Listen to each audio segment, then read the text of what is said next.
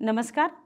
नाशिक जिल्हा मराठा विद्याप्रसारक समाज संस्थेच्या श्रीमती विमलाबेन खिमजी तेजुकाया कला विज्ञान व वाणिज्य महाविद्यालय देवळाली कॅम्प येथून अर्थशास्त्र विभागातून मी डॉक्टर रेखा जाधव आपल्या सर्वांचं सहर्ष स्वागत करते.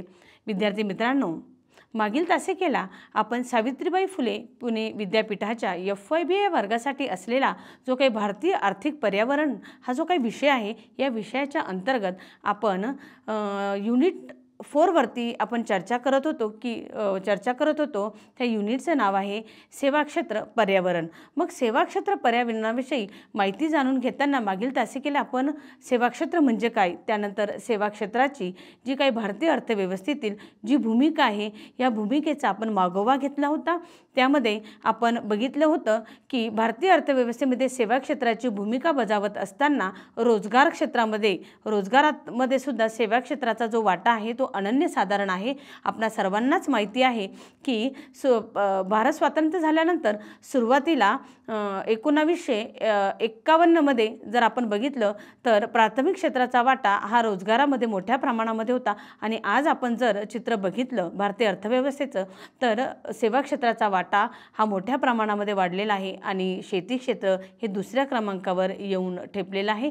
त्यानंतर भारतीय अर्थव्यवस्थेमध्ये सेवा क्षेत्राची भूमिका बघत असताना GDP म्हणजे स्थूल देशांतर्गत जे काही उत्पादन असेल म्हणजेच ग्रॉस डोमेस्टिक प्रोडक्ट असेल, याच्यामध्ये सुद्धा सेवा क्षेत्राची जी भूमिका आहे ही भूमिका महत्त्वाची आहे. म्हणजेच GDP मध्ये सुद्धा सेवा क्षेत्राचा वाटा या ठिकाणी वाढलेला आपल्याला दिसून येतो. त्यानंतर तिसरा जो महत्त्वाचा मुद्दा सेवा क्षेत्राची भूमिका एक्सप्लेन करत असताना आपण बघितला होता तो म्हणजे सेवा क्षेत्रामध्ये परकीय प्रत्यक्ष गुंतवणुकीमध्ये सुद्धा मोठ्या प्रमाणामध्ये वाढ झालेली आपल्याला या ठिकाणी दिसून येते. त्यानंतर चौथा पॉईंट आपण बघितला होता की भारतीय अर्थव्यवस्थेमध्ये सेवा क्षेत्राचा जर आपण विचार केला तर सेवा क्षेत्रामध्ये समाविष्ट होत असलेले जे काही सॉफ्टवेअर म्हणजे माहिती तंत्रज्ञानाशी रिलेटेड जे काही वेगवेगळे घटक आहे, या घटकांमध्ये सॉफ्टवेअर असेल, त्याच्यानंतर हार्डवेअर असेल, त्याच्यानंतर इंटरनेटशी रिलेटेड ज्या काही इंटरनेट सुविधा असतील, आलं लक्षात. त्यानंतर माहिती तंत्रज्ञान असेल, यांचा मोठ्या प्रमाणामध्ये निर्यातीमध्ये वाटा काय झालेला आहे, पूर्वीपेक्षा आता वाढलेला या ठिकाणी दिसून येतो. आणि त्यानंतर भारतीय अर्थव्यवस्थेमध्ये सेवा क्षेत्राची भूमिका बघत असताना शेवटचा पॉईंट आपण या ठिकाणी बघितला होता तो म्हणजे शैक्षणिक सेवा. मग शैक्षणिक सेवेच्या अंतर्गत आपण बघितलं होतं की ग्रामीण भागातून मोठ्या प्रमाणामध्ये विद्यार्थी हे शहरी भागामध्ये इव्हन परदेशामध्ये काय करत असतात, माहिती तंत्रज्ञानासाठी या ठिकाणी स्थलांतर करत असतात, या ठिकाणी जात असतात आणि याचा फायदा या ठिकाणी शैक्षणिक सेवांच्या अंतर्गत या ठिकाणी येत असतो. म्हणून भारतीय अर्थव्यवस्थेमध्ये सेवा क्षेत्राची भूमिका बजावत असताना रोजगार क्षेत्रातील वाटा असेल, त्यानंतर GDP मधील वाटा असेल, त्यानंतर सेवा क्षेत्रातील परकीय प्रत्यक्ष गुंतवणूक असेल, निर्यातीतील सेवा क्षेत्राचा वाटा असेल, शैक्षणिक सेवांमधील वाटा असेल, यामधील सेवा क्षेत्राची जी भूमिका आहे ही भूमिका अनन्यसाधारण अशी भूमिका बजावताना आपल्याला आढळून येते. विद्यार्थी मित्रांनो, नुसती सेवा क्षेत्राची भारतीय अर्थव्यवस्थेतील भूमिका जाणून आपलं काम या ठिकाणी थांबणार नाही, तर अशा या सेवा क्षेत्राला असंख्य अशा अडचणींना, असंख्य अशा समस्यांना,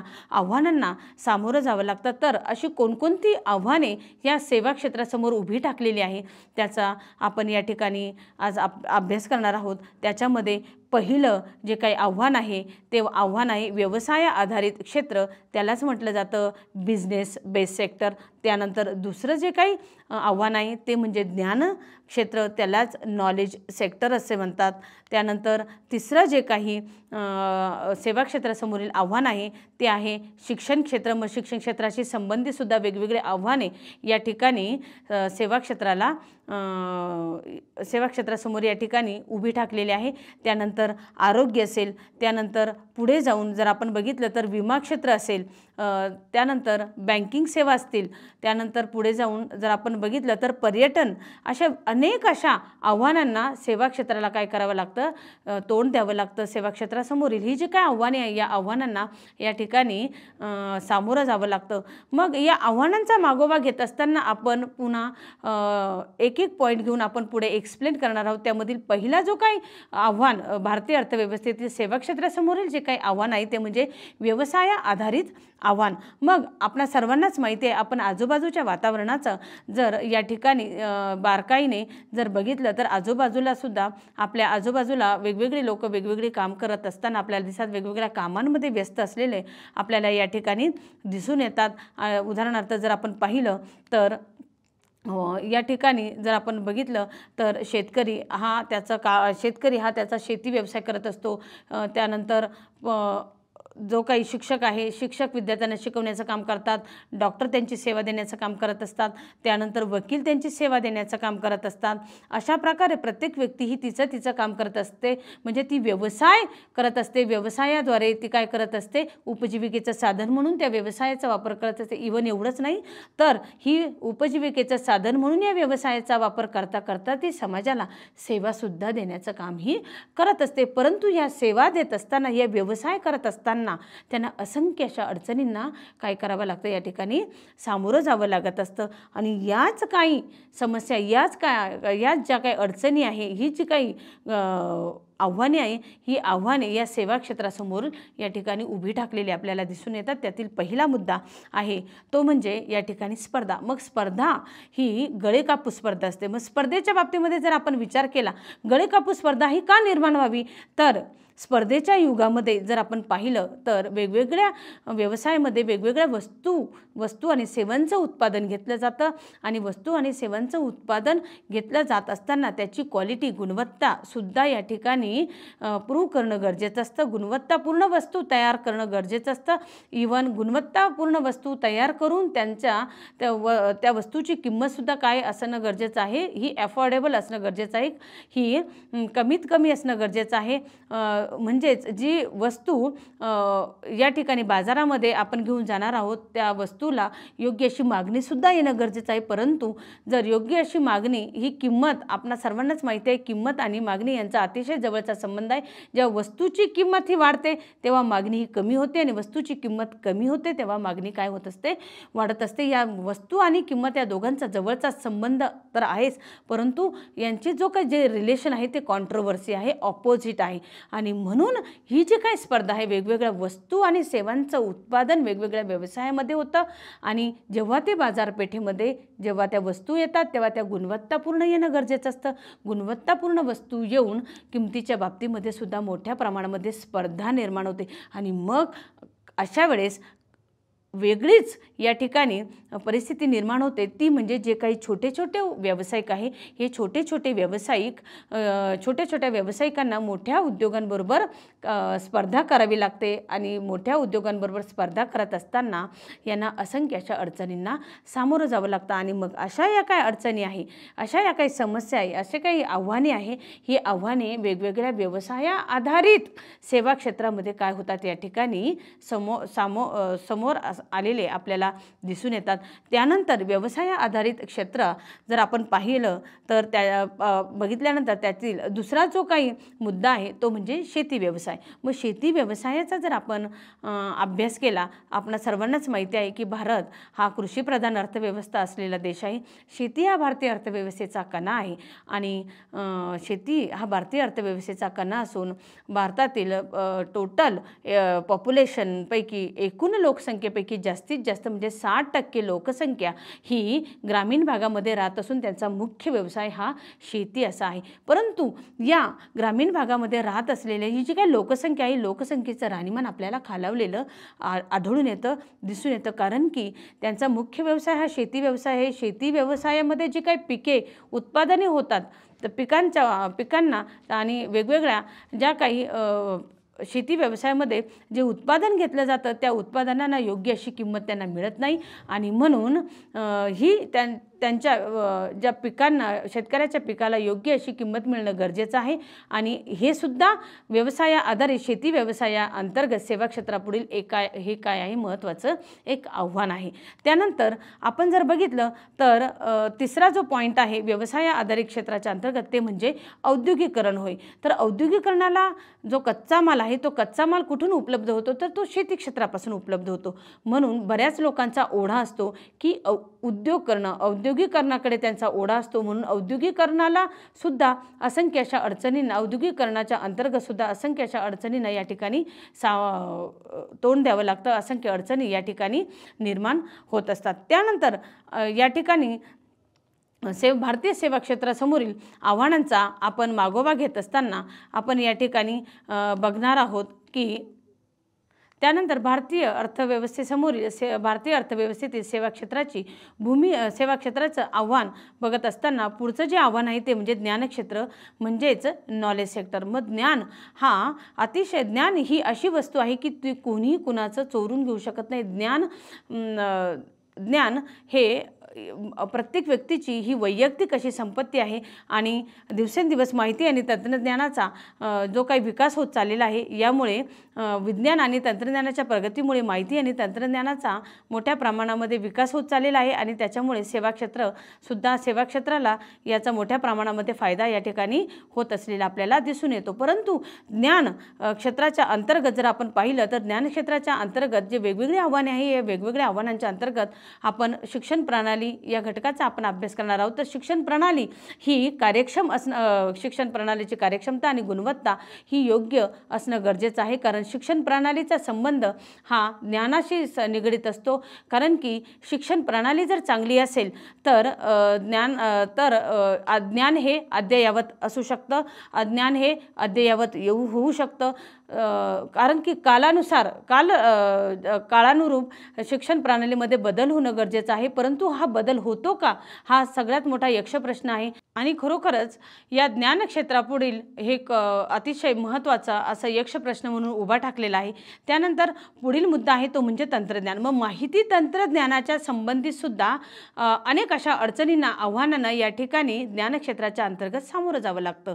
मग विज्ञान तंत्रज्ञानाची प्रगती झाली, त्याच्याबरोबर माहिती तंत्रज्ञानाचा विकास मोठ्या प्रमाणामध्ये घडून आला आणि याच तंत्रज्ञानाच्या अंतर्गत जर आपण बघितलं तर सॉफ्टवेअर असेल, त्याच्यानंतर हार्डवेअर असेल, इंटरनेटच्या संबंधित ज्या काही वेगवेगळ्या सुविधा आहे, या सुविधा या ठिकाणी मोठ्या प्रमाणामध्ये झालेल्या आपल्याला आढळून येतात. परंतु खऱ्या अर्थाने आपण जर परकीय देशांबरोबर जर आपण तुलना केली तर या परकीय देशांबरोबर तुलना केल्यानंतर खरोखरच आपलं तंत्रज्ञान त्यांच्याशी तुलना करताना खरोखर त्यांच्या तोडीला तोड किंवा त्याच्याशी कुठेतरी जवळीक साधत आहे का, हा सुद्धा एक मोठा यक्ष प्रश्न आहे. आणि हाच यक्ष प्रश्न ज्ञान क्षेत्रासमोरील सेवा क्षेत्राच्या अंतर्गत एक आव्हान म्हणून या ठिकाणी उभा ठाकलेला आहे. म्हणजेच तंत्रज्ञानाच्या बाबतीमध्ये सुद्धा आपला भारतीय अर्थव्यवस्थेमधील सेवा क्षेत्र कुठेतरी आपल्याला कमी पडलेलं आढळून येतं.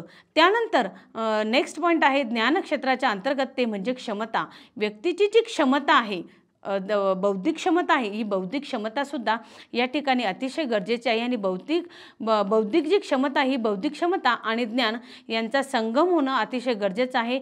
आणि म्हणून या क्षमतेच्या बाबतीमध्ये सुद्धा जर याचा बौद्धिक क्षमता, ज्ञान, त्याच्यानंतर जे काही शिक्षण, या तिघांचा संगम होणं गरजेचं आहे. याच्यामध्ये कुठेतरी ड्रॉबॅक्स जर आपल्याला या ठिकाणी आढळले तर यामध्ये प्रॉब्लेम्स क्रिएट होतात. आणि म्हणून ज्ञानक्षेत्रासमोरील ही क्षमता हे सुद्धा एक महत्त्वाचं आव्हान आहे. जर क्षमता धिष्ठित या ठिकाणी एज्युकेशन नसेल तर सेवा क्षेत्रासमोरील एक आव्हान म्हणून या ठिकाणी ते उभं राहू शकतं.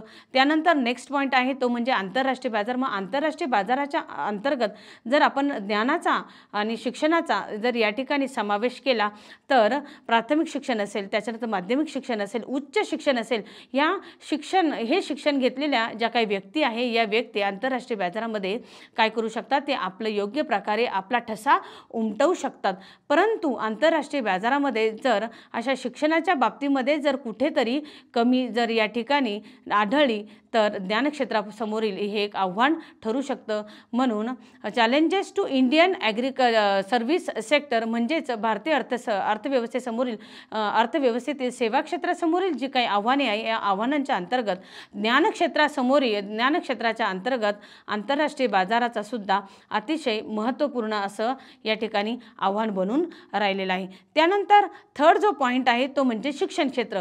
मग शिक्षण क्षेत्रासमोरील जी आव्हाने आहे, या आव्हानांचा आव्हानसुद्धा भारतीय सेवा क्षेत्रासमोरील एक आव्हान म्हणून उभं ठाकलेलं आहे.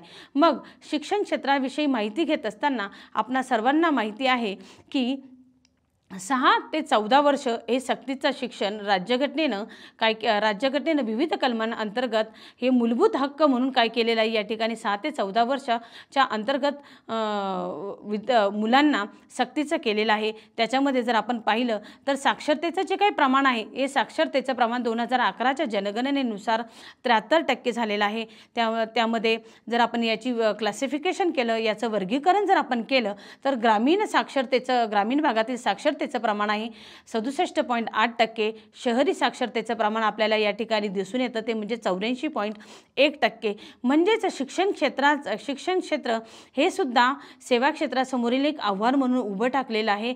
जर आपण आपल्या देशाची इतर जे काही फॉरेन कंट्रीज आहे, म्हणजे जे काही विकसित देश आहे, त्या विकसित देशांबरोबर किंवा परकीय देशांबरोबर जर आपण त्यांची तुलना केली तर आपलं शिक्षण क्षेत्र कुठेतरी कमी पडताना आपल्याला या ठिकाणी दिसून येतं. मग ग्रामीण साक्षरतेचा मी तुम्हाला आत्ताच उल्लेख केलेला आहे की ग्रामीण साक्षरतेचं प्रमाण जे आहे ते 67.8 आहे. शहरी साक्षरतेचं प्रमाण 84.1% आहे.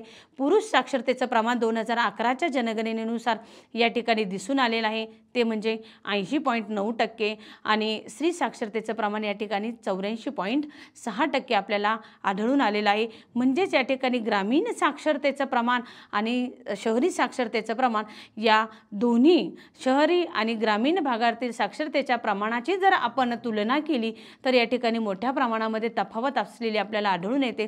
ती तफावत या ठिकाणी आहे 16.3% आणि त्यानंतर 2011च्या जनगणनेनुसार 6 ते 10 वर्षाच्या अंतर्गत जर आपण बघितलं तर 75% या ठिकाणी साक्षरता आपल्याला या ठिकाणी आढळून असलेली आपल्याला दिसून येते. म्हणजे शैक्षणिक क्षेत्राच्या अंतर्गत सुद्धा मोठ्या प्रमाणामध्ये आपल्या देशासमोरील सेवा क्षेत्रासमोरील काय आहे या ठिकाणी आव्हान या ठिकाणी उभं टाकलेलं आहे.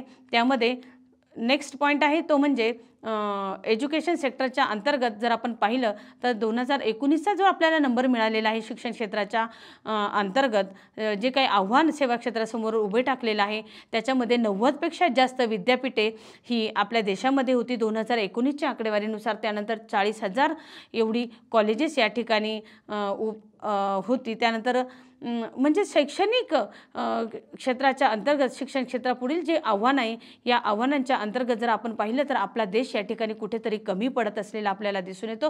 म्हणजेच सेवा क्षेत्रामध्ये आपण जे म्हणतोय की सेवा क्षेत्रामध्ये मोठ्या प्रमाणामध्ये प्रगती झालेली आहे. आपण मागच्या लेक्चरला आणि आजही मी तुम्हाला जो काही आपण मागोवा घेतला मागच्या तासिकेला आपण जे काय बघितलेलं आहे काय आपण शिकलेलो आहोत याचा मागोवा घेत असताना मी उल्लेख केलेला होता की किती शिक्षण क्षेत्राच्या बाबतीमध्ये सुद्धा सेवा क्षेत्र किती महत्त्वाची भूमिका बजावत आहे.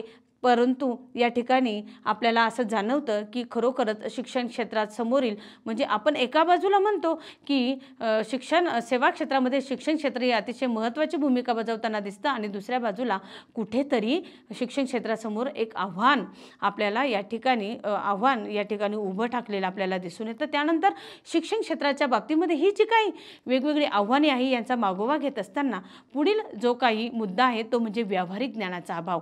म्हणजेच विद्यार्थी शिक्षण घेतात परंतु त्यांना ते व्यावहारिक शिक्षण त्यांना मिळत नाही. एकदा विद्यार्थी पासआउट झाल्यानंतर विद्यार्थ्याच्या हातात डिग्री मिळाल्यानंतर एकदा पास झाल्यानंतर त्याला व्यावहारिक ज्ञानाचा अभाव त्याच्याकडे व्यावहारिक ज्ञान नसल्यामुळे व्यावहारिक ज्ञानाच्या अभावामुळे त्याला मागे काय झालेलं आहे त्याला काहीच आठवत नाही. म्हणून व्यावहारिक ज्ञान असणं अतिशय गरजेचं आहे. विद्यार्थी आज पुस्तकी किडा होतोय. हे पुस्तकी किडा होण्यापेक्षा पुस्तकी ज्ञानापेक्षा त्यांना व्यावहारिक ज्ञान मिळणं अतिशय गरजेचं. त्याच्याबरोबर व्यावसायिक ज्ञानसुद्धा त्यांना देणं गरजेचं आहे आणि हेच काय आहे शिक्षण क्षेत्रापुढील एक आव्हान म्हणून सेवा क्षेत्राच्या अंतर्गत उभं ठाकलेलं आहे. त्यानंतर उद्योजकता विकास कार्यक्रमाचा अभाव पुन्हा या ठिकाणी मला आवर्जून उल्लेख करावा वाटतो विद्यार्थी मित्रांनो की उद्योजक विद्यार्थी एकदा पासआउट झाल्यानंतर जेव्हा तो नोकरी करण्यासाठी बाहेर पडतो तर एकदा विद्यार्थी पासआउट झाल्यानंतर त्याला नोकरीच का पाहिजे हा मोठा रिसर्चचा, हा मोठा संशोधनाचा मुद्दा आहे.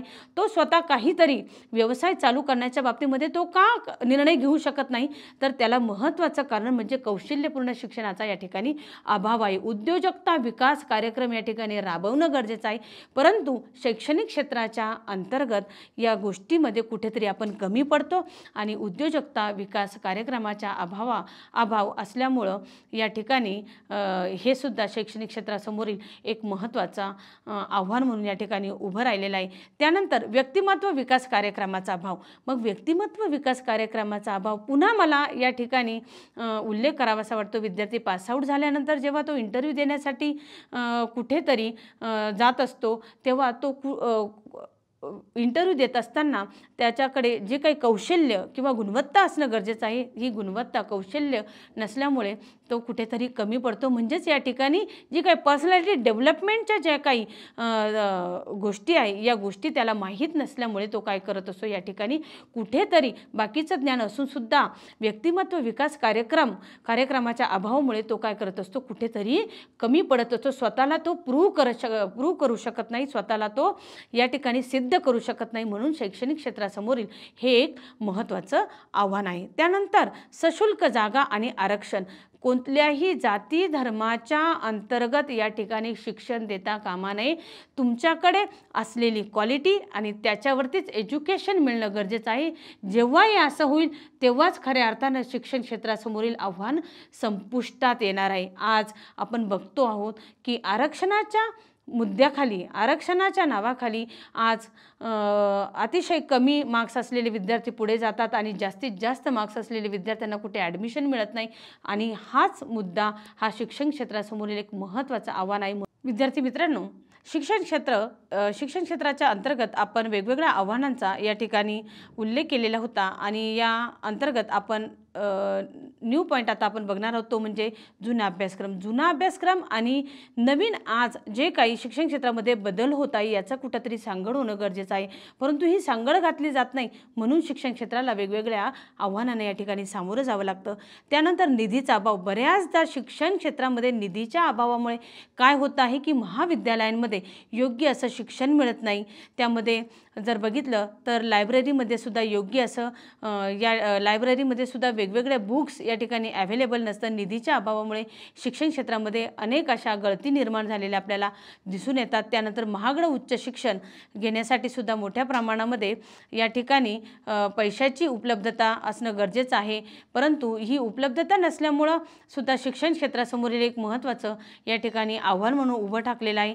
त्यानंतर भारतीय भाषांकडे शिक्षण क्षेत्राच्या अंतर्गत दुर्लक्ष केलं जात आहे. बऱ्याचदा हे जे काही एज्युकेशनच्या अंतर्गत जे काही वेगवेगळ्या भाषांच्या अंतर्गत जे शिक्षण दिलं जातं त्याच्यामध्ये इंग्रजी माध्यमाला मोठ्या प्रमाणामध्ये प्रायोरिटीज दिली जाते. जे काही शिक्षण दिलं जातं ते इंग्रजी भाषेतून दिलं जातं. मराठी भाषांच्या अंतर्गत म्हणजे भारतीय भाषांकडे या ठिकाणी दुर्लक्ष केलं जात आहे. परंतु ग्रामीण भागाचा जर विचार केला तर ग्रामीण भागातील विद्यार्थ्यांना मराठी भाषेचं ज्ञान असतं, इंग्रजी भाषेवर त्यांचं प्रभुत्व नसतं. म्हणून विज्ञान म्हणजेच सायन्स ही जी काही फॅकल्टी आहे या फॅकल्टीचा जे काही ह्या फॅकल्टीचं ही faculty most of the English या लँग्वेजमधनं चालू केली जाते. म्हणून त्यांची इच्छा असूनसुद्धा इंग्लिशवरती प्रभुत्व नसल्यामुळं विद्यार्थी विज्ञान या फॅकल्टीकडे ते जाऊ शकत नाही. म्हणून शिक्षण क्षेत्रासमोरील हे महत्त्वाचं आव्हान म्हणून उभं ठाकलेलं आहे. आणि मोठ्या प्रमाणामध्ये व्यापक प्रमाणामध्ये निरक्षरता असल्यामुळे सुद्धा या ठिकाणी शिक्षण क्षेत्रासमोरील हे एक महत्त्वाचं आव्हान या ठिकाणी उभं ठाकलेलं आहे. तर विद्यार्थी मित्रांनो, आज आपण भारतीय सेवा क्षेत्रासमोरील जी काही आव्हाने आहे या आव्हानांच्या अंतर्गत आपण व्यवसायाधारित क्षेत्र बघत असताना आपण स्पर्धा, त्यानंतर शेती व्यवसाय, औद्योगिकरण हे 3 पार्ट, हे 3 विभाग, हे 3 क्षेत्र भारतीय व्यवसाय आधारित क्षेत्रासमोरील आव्हान कसे बनून राहिलेले आहे याच्याविषयी डिटेल माहिती घेतली. त्यानंतर ज्ञानक्षेत्र हे जे काही महत्त्वाचं दुसरं क्षेत्र आहे, भारतीय अर्थव्यवस्थेतील सेवा क्षेत्रासमोरील महत्त्वाचं जे क्षेत्र आहे या क्षेत्राच्या अंतर्गतसुद्धा आपण वेगवेगळ्या मुद्द्यांचा या ठिकाणी मागोवा आज घेतलेला आहे. त्यामध्ये शिक्षण प्रणाली असेल, शिक्षण प्रणालीमध्ये सुधारणा होणं गरजेचं आहे. त्यानंतर गुणवत्तापूर्ण शिक्षण मिळणं गरजेचं आहे. तंत्रज्ञान या ठिकाणी डेव्हलप होणं गरजेचं आहे, त्यांच्यामध्ये इम्प्रूव्हमेंट्स होणं गरजेचं आहे. त्यानंतर क्षमता असेल, आंतरराष्ट्रीय बाजार असेल, यामध्ये मोठ्या प्रमाणामध्ये चेंजेस होणं गरजेचं आहे. त्यानंतर शिक्षण क्षेत्राचा जर आपण मागोवा घेतला तर त्यामध्ये जुना अभ्यासक्रम असेल, निधीचा अभाव असेल, महागडे उच्च शिक्षण असेल, भारतीय भाषांकडे दुर्लक्ष असेल, व्यापक निरक्षरता असेल, ही सगळी जी काही आव्हाने आहे या आव्हानांचा आजच्या लेक्चरला आपण डिटेलमध्ये स्टडी केलेला आहे. विद्यार्थी मित्रांनो, आज जो काही आपण डिटेलमध्ये जो काही सेवा क्षेत्राच्या अंतर्गत, सेवा क्षेत्र पर्यावरणाच्या अंतर्गत जो काही स्टडी आपण केलेला आहे, जे मुद्दे आपण अभ्यासलेले आहे त्याच्यावरती मी तुम्हाला असाइनमेंट देणार आहे. जो अभ्यास आपण आजच्या लेक्चरला शिकलेलो आहोत, जे काही पॉईंट्स आपण आजच्या लेक्चरला घेतलेले आहेत त्याच्यावरतीच मी असाइनमेंट तुम्हाला देणार आहे. ती म्हणजे भारतीय सेवा क्षेत्रातील व्यवसायाधारित ज्ञान व शिक्षण क्षेत्रासमोरील आव्हाने स्पष्ट करा. ही जी काही असाइनमेंट आहे ती असाइनमेंट तुम्ही मला, मी जो काही माझा ईमेल ID दिलेला आहे jadhav.rekha@mvpsvktcollege.ac.in या मेलवरती तुम्ही मला लिहून त्याची PDF बनवून तुम्ही मला सेंड करू शकता, किंवा मी तुम्हाला क्लासरूम कोड दिलेला आहे, गुगल क्लासरूमचा कोड जो दिलेला आहे JKLQZRH, त्यावरती तुम्ही मला काय करू शकता, त्या गुगल क्लासरूमला ही असाइनमेंट डिटेलमध्ये लिहून त्याची PDF करून तुम्ही मला सेंड करू शकता. विद्यार्थी मित्रांनो, पुढील लेक्चरला आपण भारतीय अर्थव्यवस्थेतील सेवा क्षेत्रासमोरील जी काही अजून राहिलेली जी काही अनेक आव्हाने आहे या आव्हानांविषयी आपण डिटेलपणे पुढे स्टडी करणार आहोत. त्याच्यामध्ये आरोग्य असेल, विमा असेल, पर्यटन असेल, बँकिंग असेल, याचा आपण डिटेलमध्ये स्टडी नेक्स्ट लेक्चरला आपण घेणार आहोत. तोपर्यंत छान रहा आणि खूप अभ्यास करा. धन्यवाद.